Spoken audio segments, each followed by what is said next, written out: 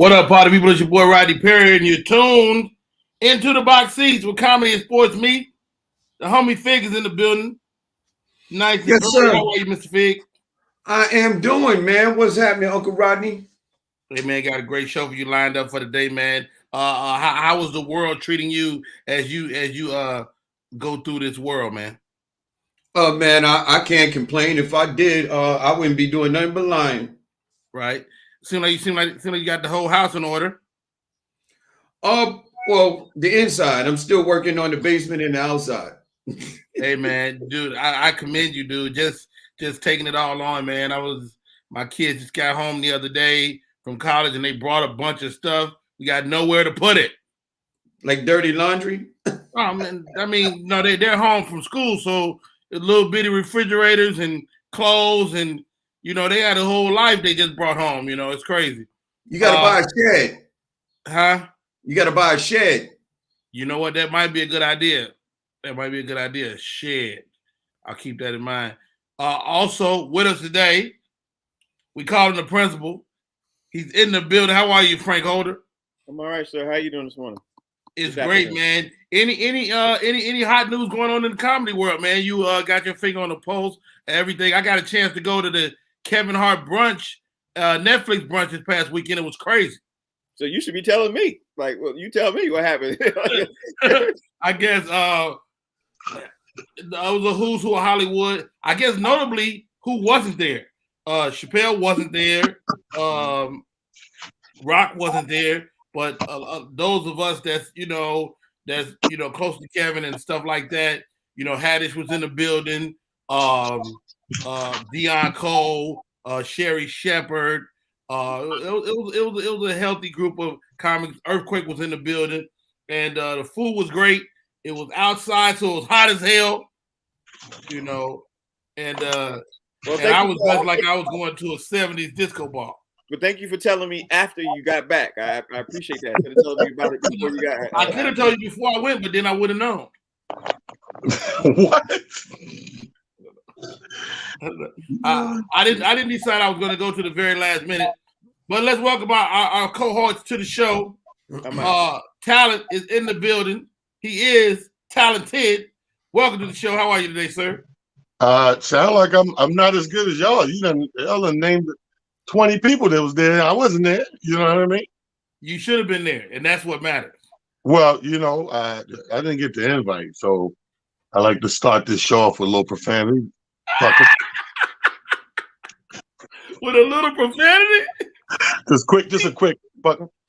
Hey, just mute yourself and go off. Hey.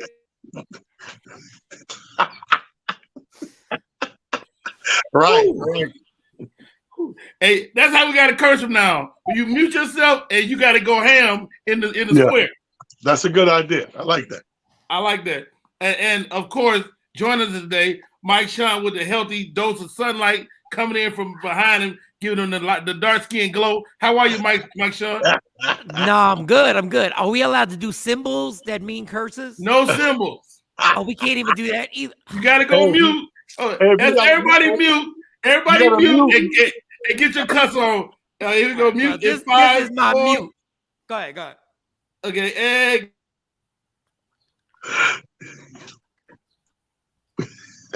No, talent. What? You can't do no gestures. I'm mute. You said mute. I can do it. Yeah, but you can't do you have to mute your gestures also. You also have to mute the gesture like this. Like you have to hide the. I know that's whack, yo. No, but you do. But how what's the use of muting yourself if you're gonna use the gesture? Yeah, if you're gonna use the gesture, like that's what make it funny. Excuse me for writing jokes, guys. Sorry about that. Oh man, God. You know what? We off and running already. Check it out. First story of today. The Liberty County, Georgia sheriff defended deputies that stopped the HBCU, Delaware State University women's lacrosse team bus in Georgia last month. So this is the Liberty County, the Delaware State University women's lacrosse team. This is the oldest HBCU ever. This is the very first HBCU. They're going through Georgia. They get stopped, and they're saying that this was racially motivated. and there's body camera footage that also kind of corroborates that. Man, we're still dealing with racially motivated stops in an era where we've had huge court cases and all this, man. But when is this ever going to stop, Fig? I guess when we put a stop to it, man. We can't do it. No man is an island. We can't do it alone until we realize that we need to come together and that we need each other as a group.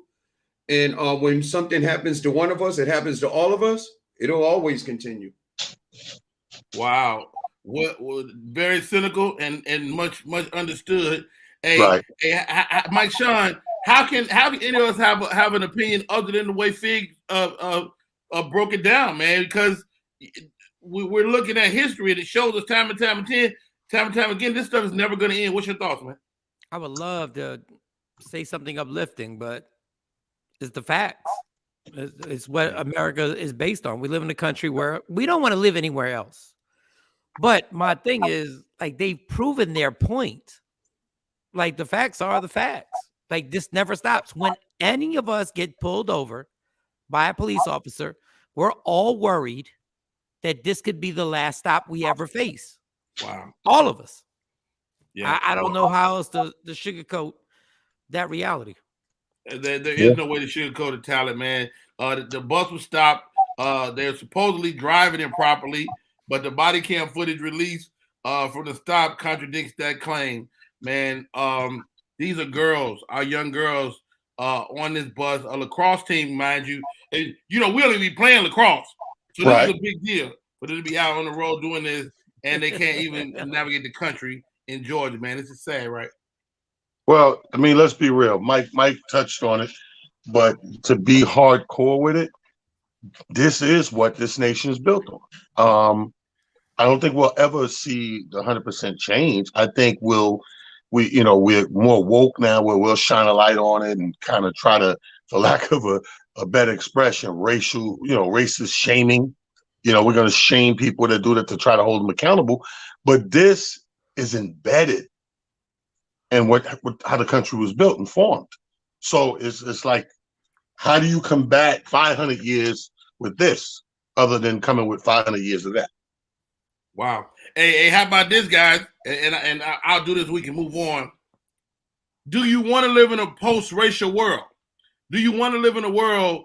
I know we suffer a lot of shortcomings as a result of race in this country, but is there a racial upside? And I know you're like Rodney, but where you go with this? Stay with me. I see what I get it. I mean, I think Rodney Perry enjoys people being afraid of him.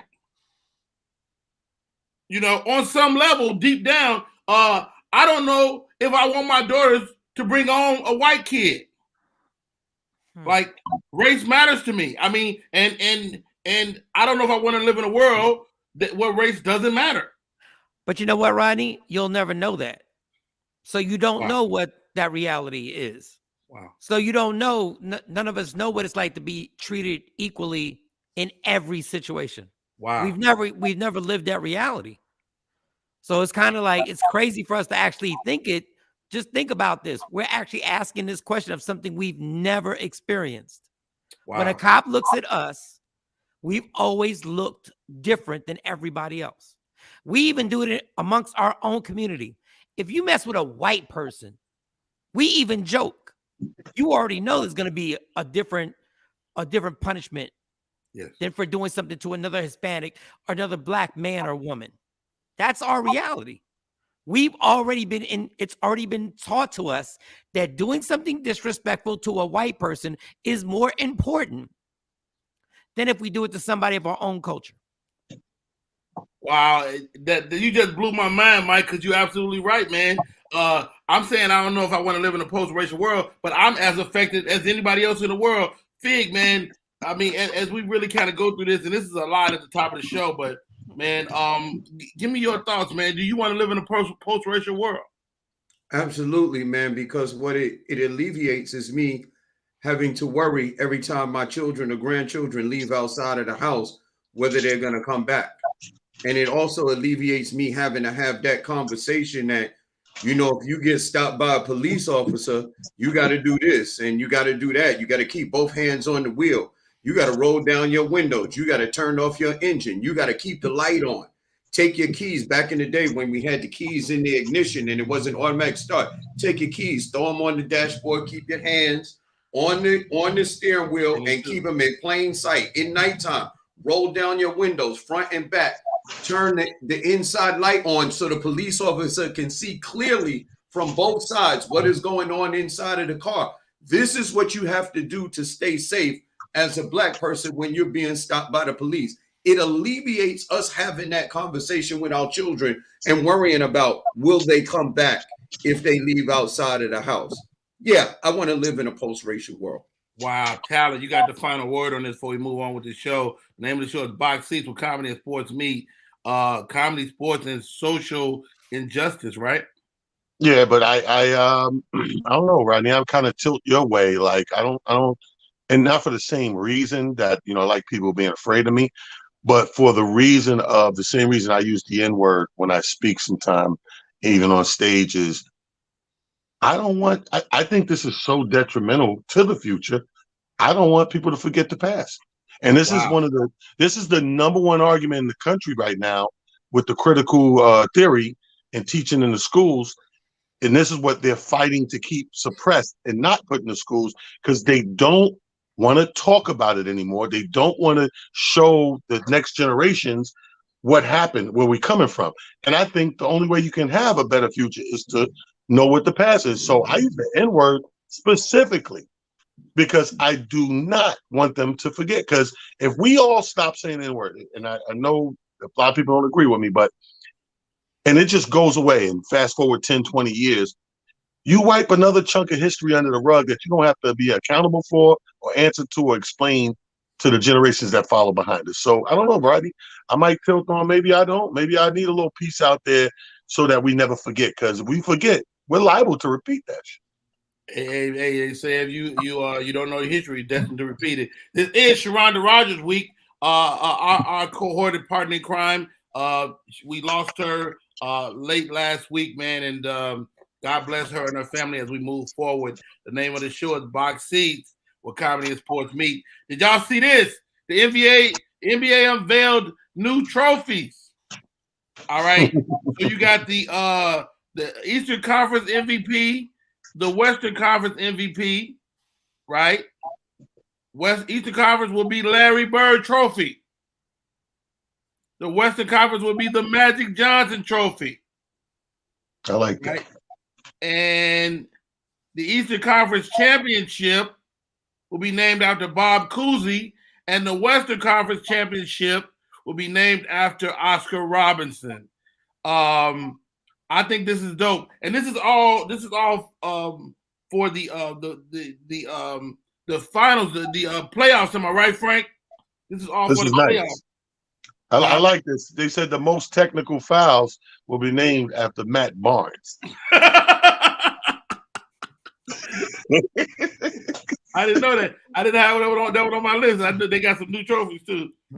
And if you get a flagrant 2, it's going to be a Steven Jackson actual trophy. That's just going to be him running into. Wow, and I don't know if you saw this, guys. Also, best player to wear a dress is going to be named after. And they didn't know how to do this at first, but it looks like Dennis Rodman is going to get that. It's going to be a Dennis Rodman Award, and they're going to go back in time and give that to Russell Westbrook. Yeah, Uncle Rodney, I want to tell you, Russell Westbrook was very upset that he was not considered as the person that could wear. The voting was close, though. The voting was close. It was. The voting was fashionable. That's the voting hilarious. Was fashionable. That's hilarious. But no, I think it's dope. I think it's dope. Because see, this is the thing I'm talking about.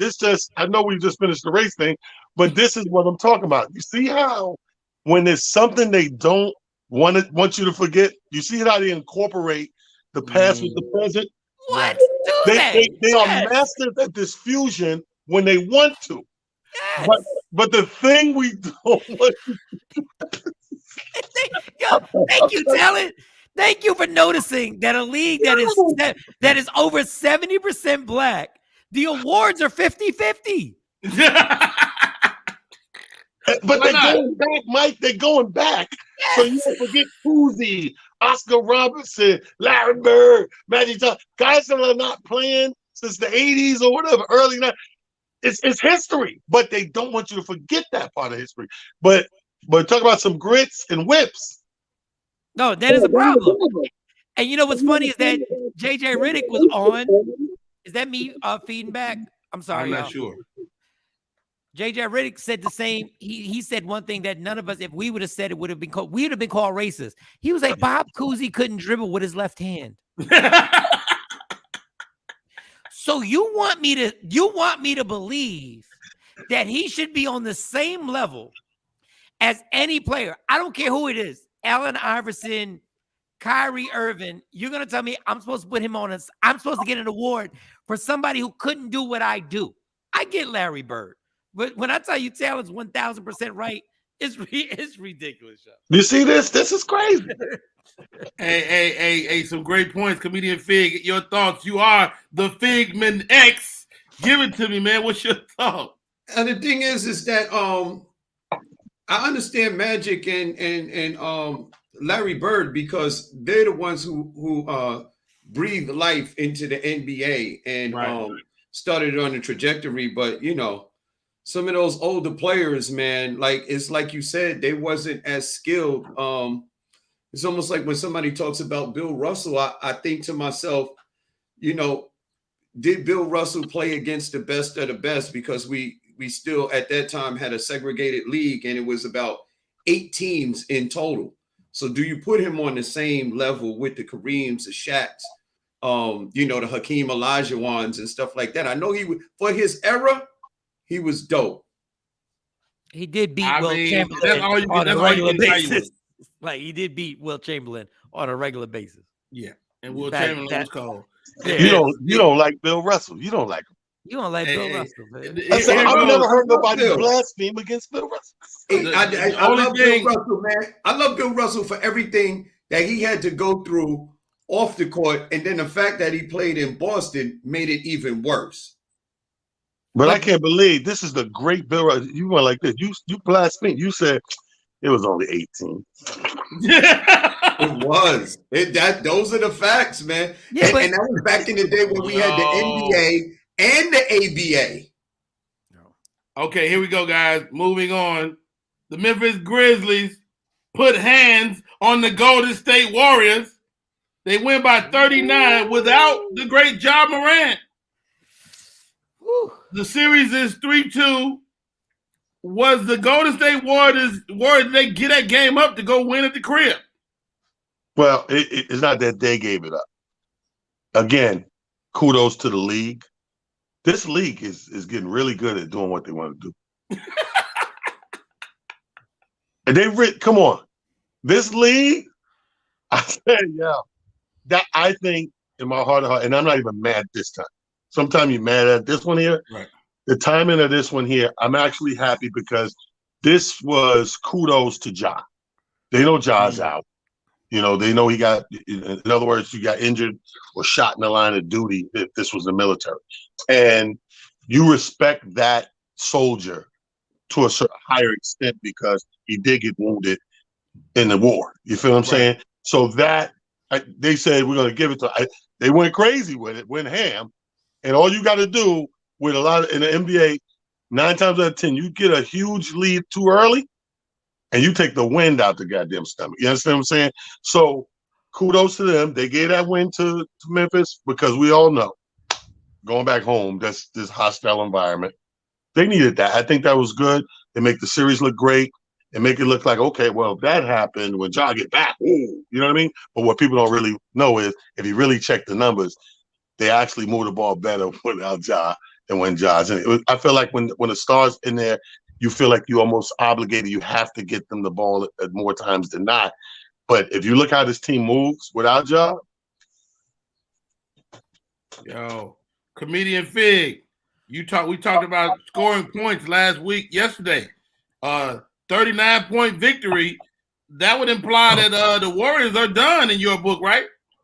Well, it's like apples and oranges. When you apply it to the Sixers and they were 2-2, the other team goes ahead with the win.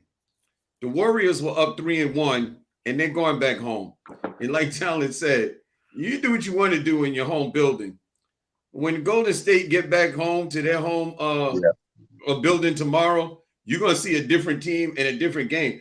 You know how you see something and you say, wow. You say the Warriors must have been in on the fix. You ever see something to be fixed? But this time the Warriors seemed like they was in on it because they was yesterday. It looked like they was just going through the motions. I'm looking at myself. I'm like, yo, who are these guys?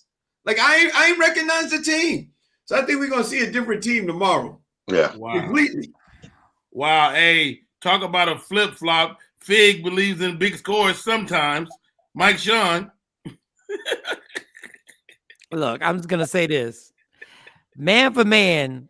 I just wanted you to look at the camera, Fig. And this is the thing in Fig, you do flip flop because I'm gonna go with your philosophy, right? Those young boys on Memphis are better than Golden State. Will they beat them? Probably not because of the experience, but man for man. And you've been saying this all year. Steph Curry and Clay cannot run around with these 20-year-olds. And I'm going by what you said when you were joking about the Lakers. And you were very adamant. If you look at these guys, man for man on these teams, Draymond got a lot of tread on the tire. Clay's coming off of 2 injuries. And they're playing these young boys they're fresh to death. Like these young boys, when they get on 100 miles an hour, it's the first team I've ever seen play Golden State that they make Golden State look slow. That's true, dude. It's the first team I've ever seen that makes them look slow. And Steve Kerr, well, he wasn't on the sidelines, but they got to call timeouts now to slow the game up. I've never seen a team make Golden State do that. Wow. I'm just saying, I'm going by your philosophy. You Do told me that about the Lakers. Should I say nothing? Go ahead, Fig. Your thoughts. The thing is that when you're what I said about the Lakers is their entire team, bench and starters, most of them, the majority of them were closer to 40 than they were to 30. And they did look old and slow, and the proof is in the pudding. They went home. They didn't even make the top 10 in the West. As opposed to the Golden State Warriors, they got a lot of young guns that are on their bench that can play. So the stars, 3 of them are older, but the rest of the guys, they're pretty young. They're like they like the oldest player on the Golden State Warriors, I think, is Andre Iguodala, who is out injured. But the rest of the guys, like 32, whatever, stuff like that. They're at they're at that age, but they still got a lot of young players. Poole is young. The kid that get Gary Payton Jr. is young. Gary Payton II is young. Kuminga is young. The center, which I didn't know wasn't going to be playing, Weiss, he's just like, this is his second year. So they got a lot of young players that are really good. That's why I picked the Golden State Warriors, because they had a nice blend of old and young. The Lakers, on the other hand, all their players are old. Like 90% of their players are old. But that's my take. Okay. All right, guys. It's frustrating because the facts, those are not the facts. Because if you look at the Laker team, when I did the same thing Fig just did, when I brought up the other players, he didn't want to hear it. I brought up the other players. They were 3 guys that are old. 2, really. But it was Carmelo, LeBron, and Russell Westbrook. The rest of the squad was a bunch of young kids, and he didn't want to hear it then. The center is old. Trevor Ariza is old. Westbrook is not young. LeBron is not young. LeBron James is not young. They're most of the guys. Listen, how about this? Just say this. The center is old. The guy that Dwight Howard ain't young no more. They're all old. All right, guys. Let me make the playoffs. How's that? You both made your point. Let's rock out. Let's get out of here. But well said, and we'll keep an eye out on the Golden State Warriors.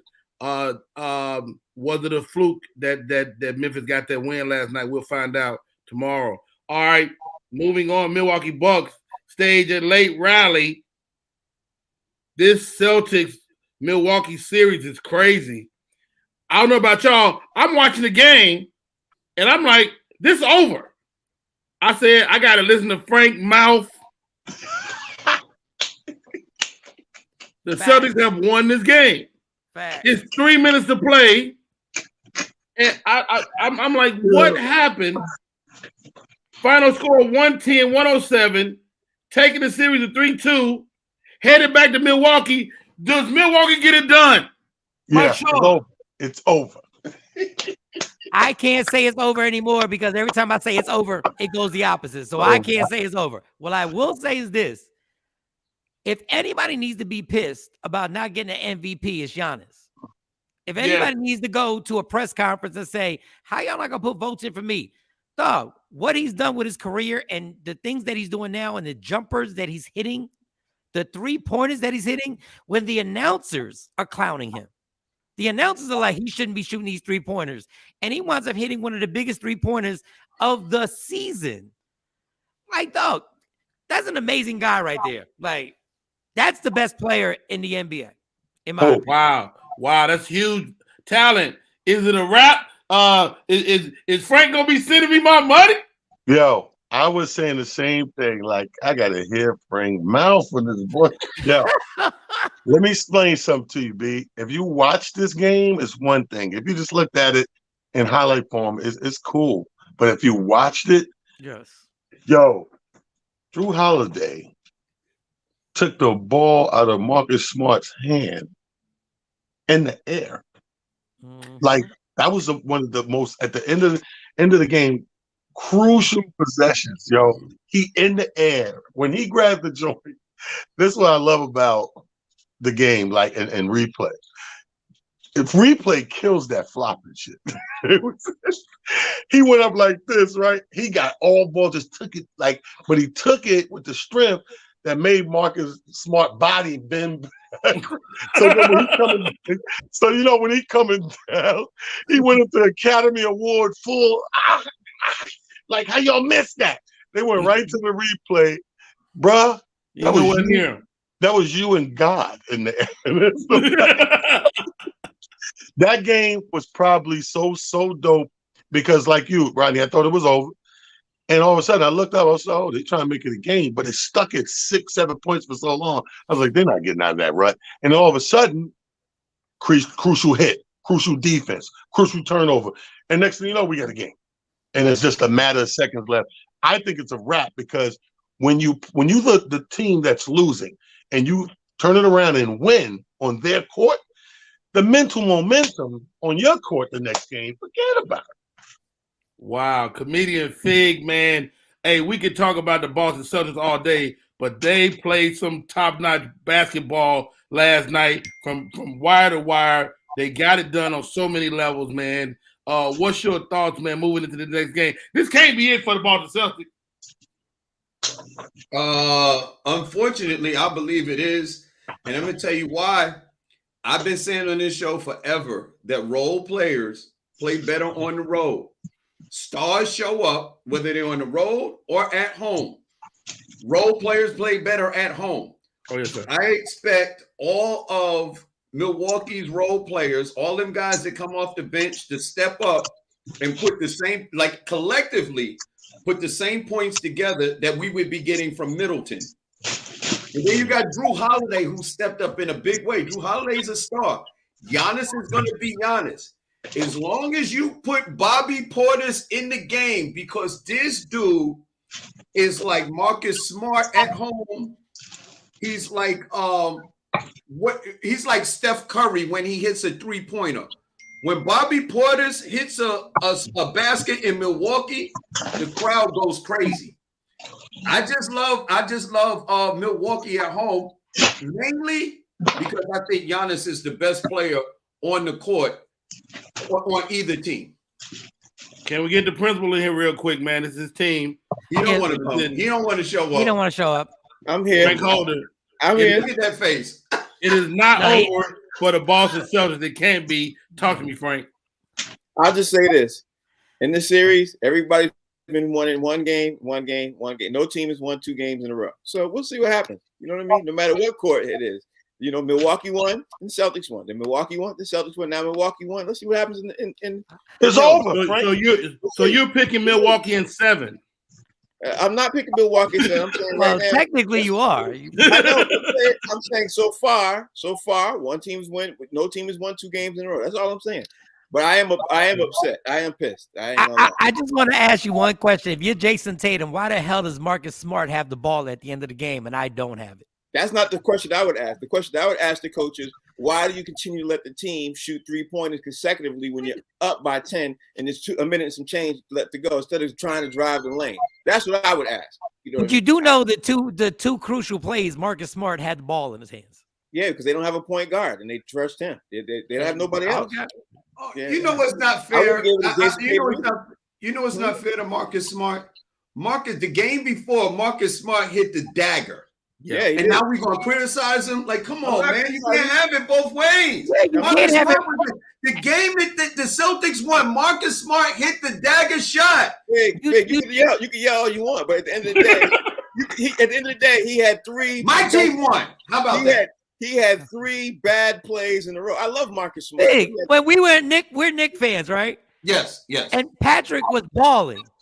When he got dunked on by Scottie Pippen, did we remember anything else after that? No, we were basically like he screwed up the series. Like when he missed the finger roll, we forgot that the series before that, the year before that, he won. Yeah. Thank you, Frank Holder. We'll be looking for the Boston Celtics to make their comeback in this next game. Take that hat off because Tom Brady admitted that was a fumble. Do you have my cash app? You, Mike Sean, send Frank my cash app. All right. Yo, I hate you in real life. Yeah. Oh, God. That's hilarious. Oh, the Lakers get okay to interview Golden State Warriors assistant Kenny Atkinson for coaching vacancies. Sources say while Mark Jackson is a finalist for that Laker job, man. There's a lot of speculation, a lot of backstory, a lot of people involved in making this decision. Jeannie Buss, you hear talk of Phil Jackson, the Rambis family. Kurt Rambis' son got to say in this, okay? Oh my God, Doug.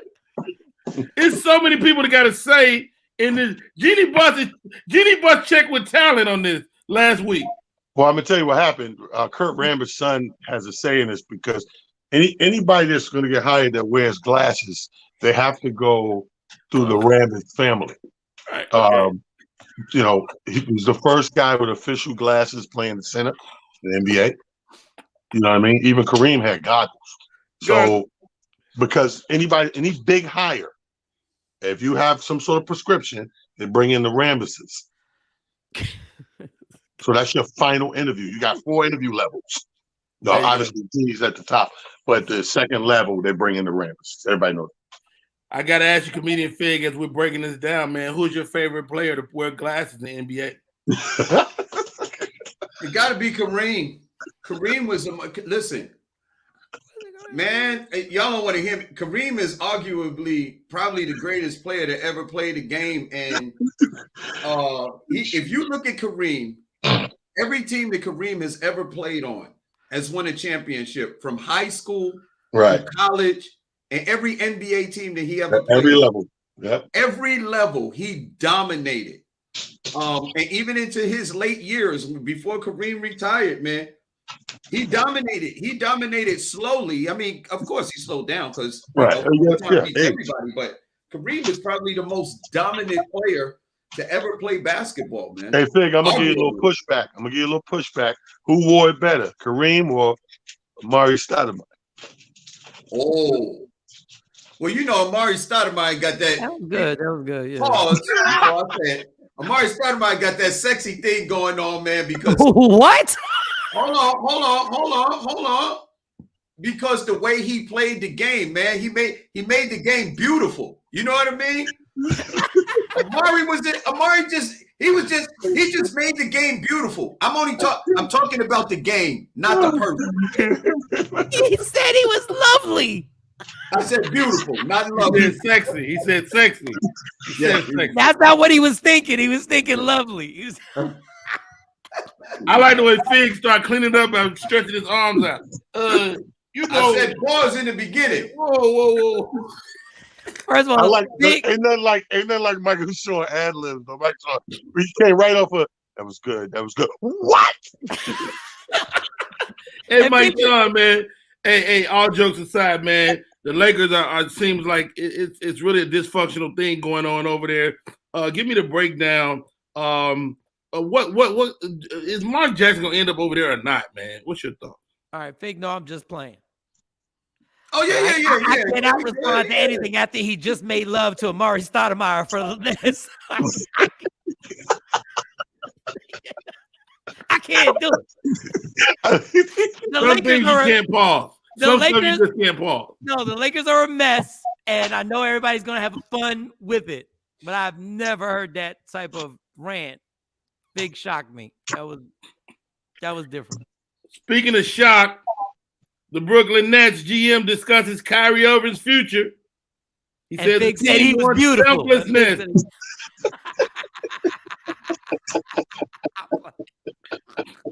They want players who are available. In the words of Fig, the best ability is availability. More reports leak that Irving will be traded this off season. If you trade Kyrie Irving, who do you want, Nets? Talent. Damn.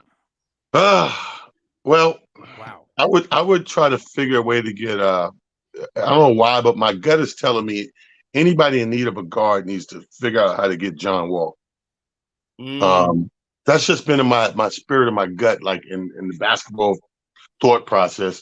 I mean, of course, I hope my team first, but anybody that needs a good, guard, strong guard that could like hold it down and be a good representative for the guards coming behind him, somebody needs to look to get a John Wall.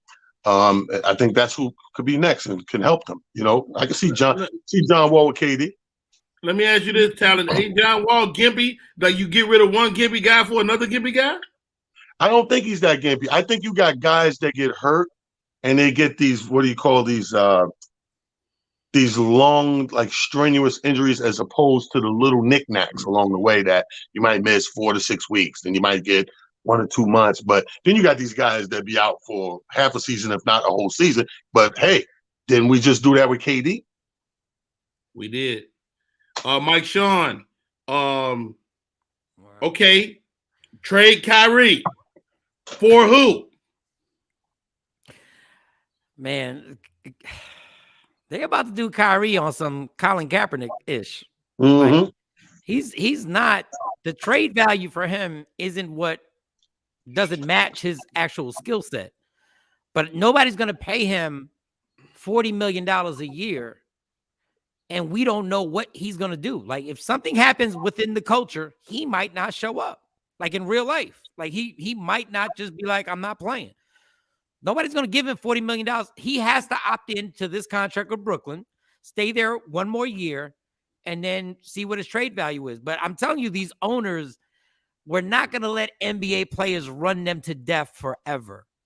Mm-hmm. At some point, these owners were going to go like, y'all not going to keep playing us like James Harden and do what he did in Houston, then do what he did in Brooklyn. Somebody's going to be the one, and the one's going to wind up being Kyrie Irving. Wow. Well said. Comedian Fig, man, I know we've looked at this every which way. What's your thoughts? Kyrie Irving, if he gets out of there, who comes to replace him? I mean, you can't deny the guy's still really good. Oh, my God. Good. Kyrie Irving is like, he's a superstar when he's on the court, but he played 26 games out of 82. That ain't really good. If I would trade him, maybe I could get something out of Cleveland, man, because, Cleveland is a good-looking team. You put a Kyrie Irving on that squad, and, they was making some noise. Cleveland is emerging as a really, really, really good team. last year, you put Kyrie Irving on that team for like a Colin Sexton or Darius Garland, them two boys was balling out. And I think that'd be talent-wise pretty close for a Kyrie Irving. You know what I mean? That neither team would end up losing that much talent-wise if you switched up with either one of those guys in Cleveland. Not a bad call, Comedian Fig. We talked about Jeannie Buss and the dysfunction of the Los Angeles Lakers, but how about this? Phil Jackson say, get rid of LeBron James. Is Phil Jackson got dementia? Fig.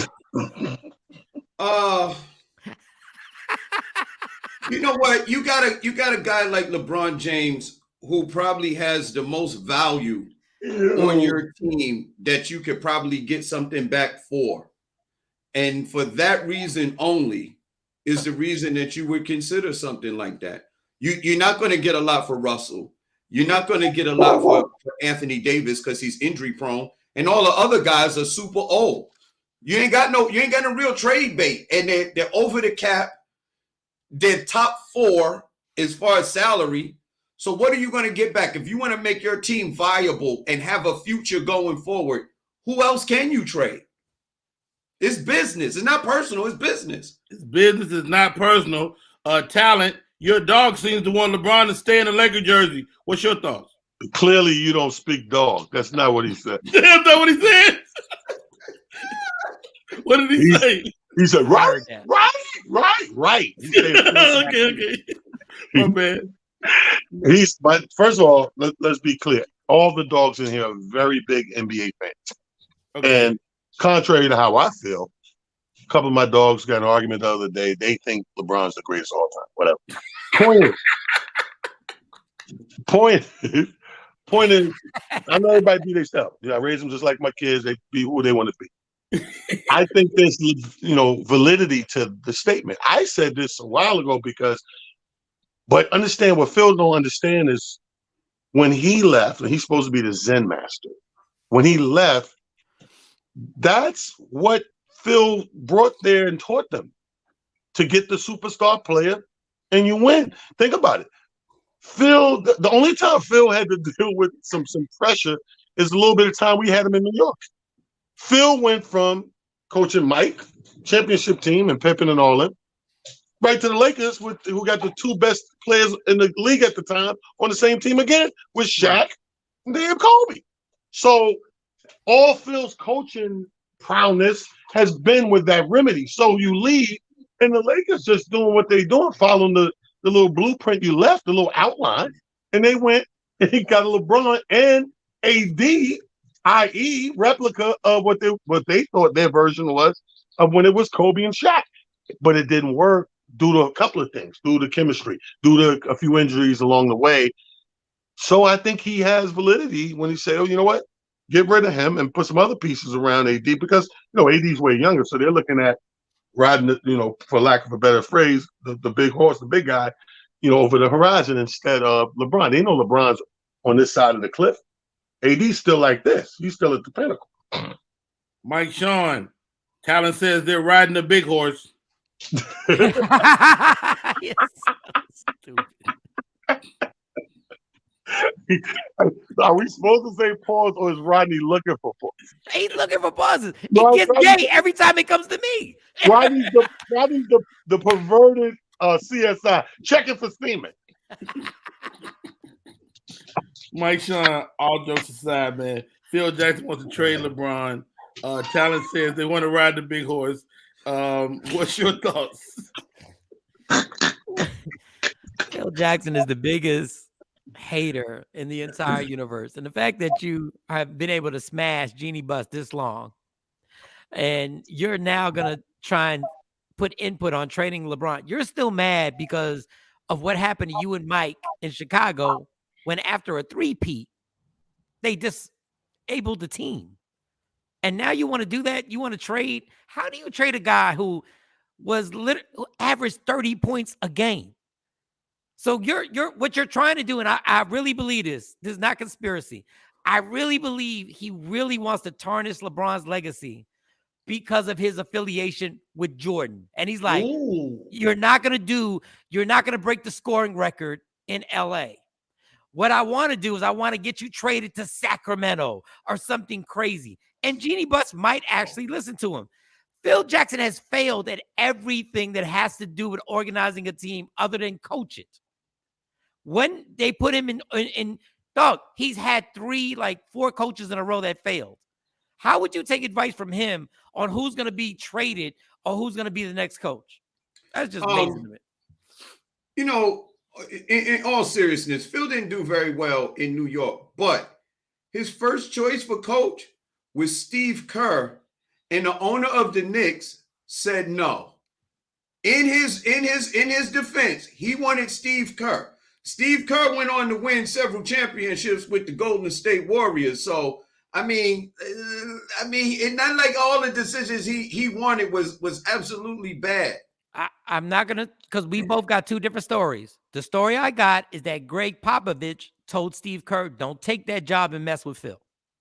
No, That's the story I got. That might be true, too. 2 things could be true at the same time. I know one thing. Steve Kerr asked for 5 years, and Dolan didn't want to give it to him. He asked for a 5-year contract. Dolan didn't want to give it to him, and the Golden State Warriors said yes, and that's where Steve Kerr ended up. All right, guys. I love this Nick insider information. This is always great. All right. We have this. We have a chat. This is Sharonda Rogers week. Rest in peace to our queen. Wonderful lady. Got to chill as I said that just then. Maybe we have a chat. We ridicule each other. We talk trash. We use profanity. Nobody cares. Mike Sean, put into the chat. Let's talk about the 5 underrated NBA players. Oh. And you know what? I'm with it. Let's go, guys. Let's chop it up. Who are the 5 most underrated NBA players? Fig, we'll start with you. For the sake of time, I'll just name one. However, we just name one and just go around. So, whatever you want to do, Fig. Okay. For me, I would put first on my list Joe Dumars. Joe Dumars played right along Isaiah Thomas. He was a defensive specialist, and he could score with the best of them. And when we're talking about some of the greatest players to ever play in the NBA, I never hear his name mentioned. And Joe Dumars was flat. If it wasn't for Isaiah Thomas, Joe Dumars would have been the Detroit Pistons because he was a bad boy. You know what? That's not a bad pick at all, judging from your last 5 you picked. Who is the last 5? You know, he picked some in the chat. That's why I gave him first pick, because I wanted to take that list down. But Joe Dumars. Ain't nothing funnier than when somebody come to class unprepared. Hey, give me your 5. Hey, how about we do this? How about we pick the tallest? No, I mean I could have rambled on 5. No. I like Joe Dumars. I like Joe Dumars' talent. Joe Dumars is a good one. What I got here, because I didn't understand the chat if we was doing all time or present players. So since we doing all time, my 5 is this, man. I got Terry Porter. Ooh, nice one. I got Clyde Drexler, because even though we us avid basketball lovers, we grew to know and love Clyde. Clyde was Jordan. Had Jordan then come slightly a little later down the line, Clyde was on the cusp of being what we now know as Jordan. And he did all that one-handed. Like he wasn't ambidextrous at all, and still busting everybody's ass in the league. Now, it's funny you say Joe Dumars. On my list, I got Isaiah, because people are slow. What I'm noticing over the decades, people are slowly forgetting about the impact of an Isaiah Thomas. You're right. I got Isaiah, I got Terry Porter, I got Clyde Drexler. My last 2, I got to give one of those spots to Stephon Marbury. And he reminds me of Kyrie in the essence of when guys move a certain way through this league, they do get put on these back burners and become journeymen, and slowly they weed them out of the league. But Steph was probably the strongest point guard I seen play this game with that kind of accuracy. Like, this dude was like, he was strong as a center, but he was just a point. He could go to the rack and you couldn't pry that ball loose. And he was a clutch player, man. I loved him when he was with Malik Sealy and them cats and doing his thing with your man KD and all that. He was great. And last but not least, the undersized big man, but he, barely made 7 foot, but he was playing the 7-1s to the 7-5s. I gotta give it to Alonzo Mourning. I think Alonzo Mourning, bro, was way better than we, allude to him being. Like him and Larry Johnson, them years right there, watching smaller dudes clamp this shut down big 7'4", 7'3s. That's amazing. Yep. You said Larry Johnson in that mix, man. That's one of my favorite players. Grandmama, But you shouts can't, out Mike Sean. Call him underrated because of how big they made him as a figure. But Alonzo didn't get that big as a figure, but he was big on the court. Wow. Mike Sean, you got the ball, man. What's your thoughts? 5 unrated NBA players, or 1 or 2, whatever you want to rock it. Yeah, I got a few. Alonzo Mourning has posters. I've never seen a guy get dunked on as much as Alonzo Mourning. But okay, I'm gonna let you go with Alonzo Mourning. But yeah, God bless him. I'm a Knick fan. The fact that you said Alonzo Mourning is so disrespectful. Like, you should have your Knick card revoked for even saying Alonzo Mourning. But I get it. All right. He put a lot of money into comedy, Mike. Rod Strickland. I got this. This is the Alonzo Mourning Summer Groove guitar. And you had to dunk on him to get the guitar. Like, you were forced. Everybody. Go ahead, Mike Sean. Hold on. Y'all had to plan that before the show. That was not. I swear to God, we did not plan it. We did not plan it. Mike is going to NBA hell. Go ahead, Mike Sean. All right. Rod Strickland is going to be one of my underrated guys of all time. I've never seen what he does, what John Morant is doing right now, Rod Strickland was doing, and pause before I say it, 3 inches shorter. Like, right. Finishing at the rim. Why you pause that? Yeah, because 3 inches shorter, and then it would get all weird and stuff.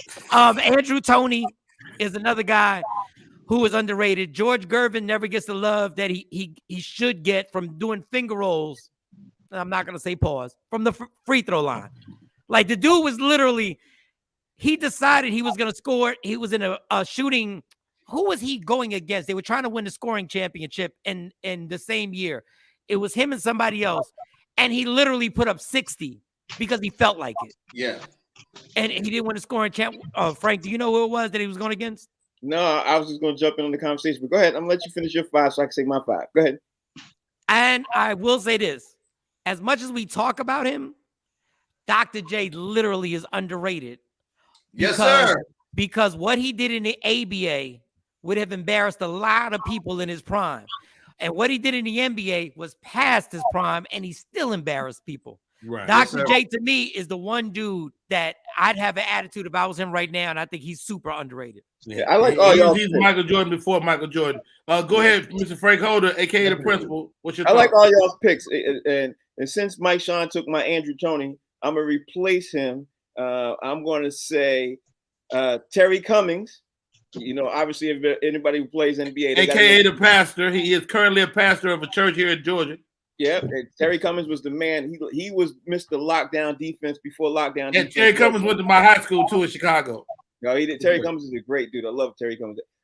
For personal reasons, I'm gonna add Reggie Lewis because Reggie Lewis is great. David Thompson, because David Thompson was the man we all know about. David Thompson was Michael Jordan before Michael Jordan, and before Dr. J and came in at the same time. Reggie Theus was one of the best point guards in the league at the time, and nobody before TV got popular and everything else. Reggie Theus was overlooked. I think Reggie Theus was just a good-looking guy. Obviously, you got to say something about Sidney Moncrief. Sidney Moncrief was one of the best guards too, and Chocolate Thunder. Darryl Dawkins was breaking backboards before people even knew how to even rebound like that. I love Darryl Dawkins, but he wasn't beautiful. He wasn't beautiful. No, he wasn't. That's my 5. And he wasn't lovely. There, I'm jumping out. That's a good 5, Frank. Hey, I'm gonna jump in real quick. I got one guy, a la Fig, and I had a chance to watch this guy play here in Atlanta, and I really feel he's super underrated, man. Jamal Crawford, man. I think this guy yeah.